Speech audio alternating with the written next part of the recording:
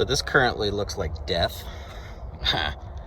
We are in the process of switching out our steering wheel with the proper clock spring.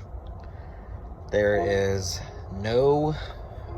really zero information out there to do this, and we're gonna hope it works. If this video makes it on the air, you know it worked. If not, then you'll never see this video.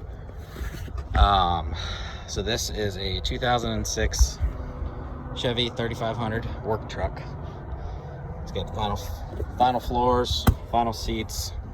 I did a custom alteration to make this work with the four-wheel drive, so I could have a center console for storage versus having the crappy jump seat. I really hate the steering wheel that comes in this truck. It's not real leather, it's vinyl, it's garbage, it's falling apart. Other than that, truck is in immaculate condition. I have no cracks or rips in any of the seats. This cushion's in really good shape. For being as old as it is, it's in great shape for being 2021. Moving on. This truck didn't even have cruise control. It does now. Plug and play with whatever color harness this is. It's the pink, blue, and black wire for cruise control. Very easy to do. I can put a link where I got this. I think I got it on Amazon actually, for a factory GM. The GM part number, probably can't see that, GM 12450067. And now I have cruise control. It's the only time I drive it is when I'm pulling my rig. Anyway, I want to go ahead and move forward with switching out the steering wheel. So the steering wheel is over here. So this is my factory steering wheel. It's kind of falling apart, as you can see. Yeah, I wanted to switch to this one. I found this one, I think for 50 bucks from a guy I buy a bunch of parts from. It's actually the guy I bought that console from. It's in really good shape. There's no cracks, no deterioration anywhere. I think it came out of an SS, which it doesn't matter. My problem is the clock springs are completely different. So this has no harness, this has a harness, no big deal. That's not the problem. The problem is airbags. So for a 1500, you will typically see a two wire each for your airbag. 2500s and 3500s have a single plug. I don't know why.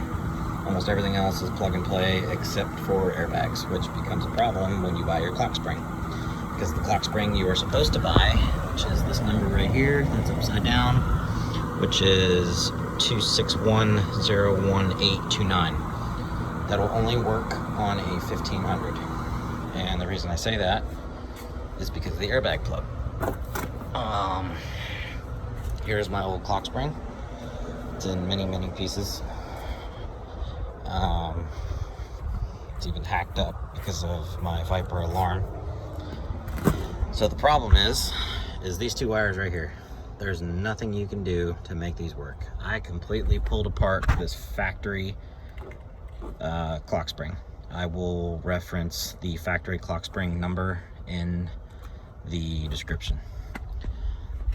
This clock spring, which is the number I just gave you, is the 1500 harness. Has this snazzy plug. I have another Silverado, which is an 04 1500. It has this plug. That is not the plug that the truck has. It has a two flat, completely different color wires. These are green and white. These are pink and black and white, and I think brown. Completely different. However, after days and days and days of research, I have found what I think is the correct clock spring, which is this one. I found it on O'Reilly Auto Parts. It has the single plug to the main plug that plugs up underneath the dash, which is my problem, because there's no way to alter this. I had to, oh my god, I went through a nightmare. I actually made my own harness for the tap shifter. Camera focus. For the tap shifter is 4 wires. That's your 4-wire plug. I should have known better but I wasn't sure because no one really has anything. This clock spring does not work because it did not have a 4-pin connector. So I took apart my existing clock spring harness and added in 4 wires in the correct locations for the tap shifter, because I use that when I'm towing. Another thing I did notice is this plug, which is pink, white, that's what it looks like. That is for your quadra steer. This truck doesn't have it, so that was throwing me off. And there's one more plug in here. I gotta take this all back apart. I'm not looking forward to it. This plug. I don't know what the hell this one goes to either. So that has to be an extra as well because my factory harness did not have it. So this is my new harness. We're gonna go through and start ripping this one back out, which on a normal truck, this will be very easy and simple. For 1500s and even 2500s, the reason of this video is to show you that what this part number is. I think it's a 216 or 261. Clock spring will not work. I had to order this one from O'Reilly Auto Parts. I'm sure I could get it at the dealer, but this one is going to work for me, I think. It looks like all the plugs are gonna work, and we're gonna get this thing installed. So this is for 2500s and 3500s. The installation process is pretty much all the same, except for if you have an aftermarket alarm. Mine, kind of a pain in the ass. Let me see if I can get this pin taken off real quick. All right, so I got that plug unplugged, which plugs in right here.